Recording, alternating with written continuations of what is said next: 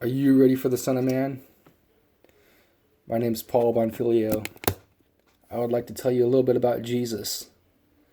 If the historical Jesus was crucified, and this in fact caused his death, then the granted known historical facts known by even the most critical secular scholars would point to the real historical event known as the resurrection. In this video, I'll perform a short judicial investigation using the minimal facts approach. Today's investigation will point to the historical and circumstantial evidence for the resurrection. What I'll present has already been granted, even by highly critical secular scholars, as significant, leaving no doubt for the actual historical event itself. I will keep the main thing. First, Jesus was crucified, and no doubt this caused his death. The historical Jesus was born in the first century to a couple named Joseph and Mary. They're from Nazareth. The Bible historian and author of Luke explains that Jesus was born in the city of David. It is essential to note that this city is also known as Bethlehem.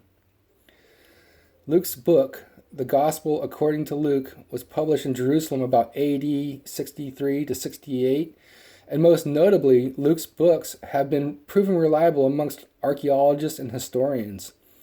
We learn that the historical Jesus was in fact a carpenter taking after his father, and Joseph, and that his most celebrated life events began as Jesus moved into his 30s. The first century Roman historian Flavius Josephus, in his book Antiquities of the Jews, published his work in Rome in about the year 93-94 AD, is quoted as saying, "And when Pilate, at the suggestion of the principal men among us, had condemned him to the cross, that those who loved him did not forsake him." Essentially what Josephus goes on to say is, the historical Jesus is the Christ, and that it was Jesus who was crucified. And even the blasphemous author of the Jesus Seminar and critical Bible scholar John Dominic Crossan is quoted by A to Z Quotes.com, where he admits, Jesus' death by crucifixion under Pontius Pilate is as sure as anything historical could ever be. For if no follower of Jesus had ever written anything about him for 100 years, even after his crucifixion, we would still know about him from the two authors, not amongst his supporters. Their names are Flavius Josephus and Cornelius Tacitus. This speaks to the authenticity of the crucifixion from outside biblical textual criticism. Next, the burial and postmortem appearances of Jesus. The first century Jewish burial practices are described well by the author John, who wrote the Gospels according to John. This was published in the city of Jerusalem, dating back between 85 and 90 AD. John 19, verses 39 through 41. "And there came also Nicodemus, which at first came to Jesus by night, and brought a mixture of myrrhs and aloes, at about 100 pounds.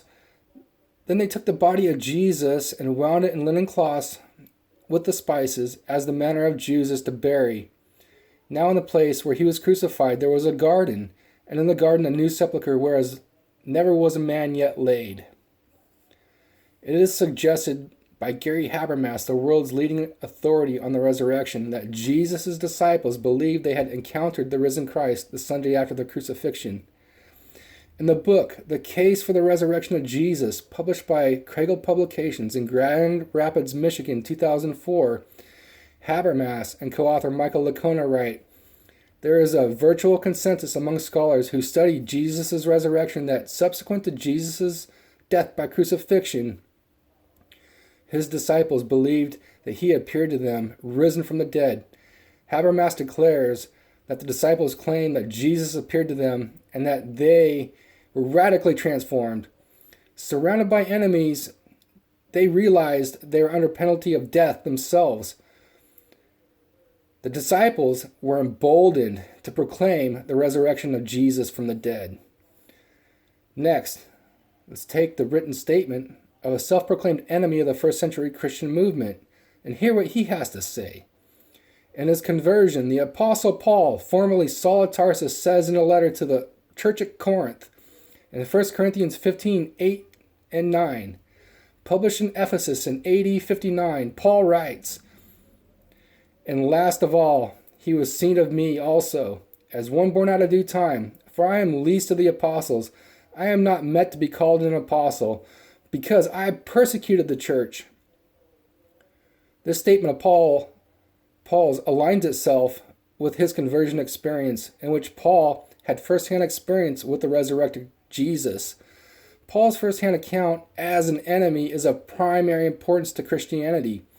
When your enemy defects to your side and becomes the most prolific author of the Bible, the impact is enormous.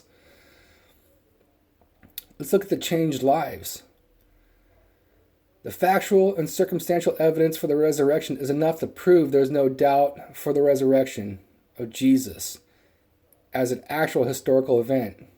Number 1, he was crucified, and no doubt this caused his death. Number 2, he was buried outside the walls of the old city in Jerusalem.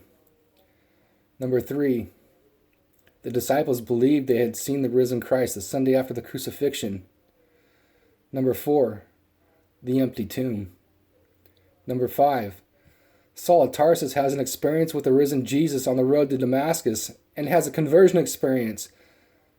And then there's the circumstantial evidence. Number 1, the church is still alive and well, and here in the 21st century. And number 2, the church is held on Sunday, the day that Jesus rose from the grave. Number 3, followers are baptized as a sign to the world that they have had a spiritual birth. Number 4, the church partakes of a given ordinance of communion. And number 5, the changed lives of those around the world of every tribe, nation, and tongue has in effect changed the world around them. Today, the empty tomb outside the walls of the old city Jerusalem is where the garden tomb is located. In 2018, I left MJC 2 weeks before finals, and I flew to the Middle East. And I spent 2 weeks traveling the nation of Israel. And at one of my stops, I entered the garden tomb. As far as I'm concerned, this place is the most substantial place for the burial of Jesus. I attest that the tomb is empty today and that Jesus is no longer in the grave. If, in fact, the evidence proves the resurrection story is true, then it is every man, woman, and child's duty to perform their own judicial investigation into the life of Jesus. If you have any questions about the life of Jesus, please don't hesitate to ask me privately. I look forward to getting to know you, and I hope to see you all throughout the semester.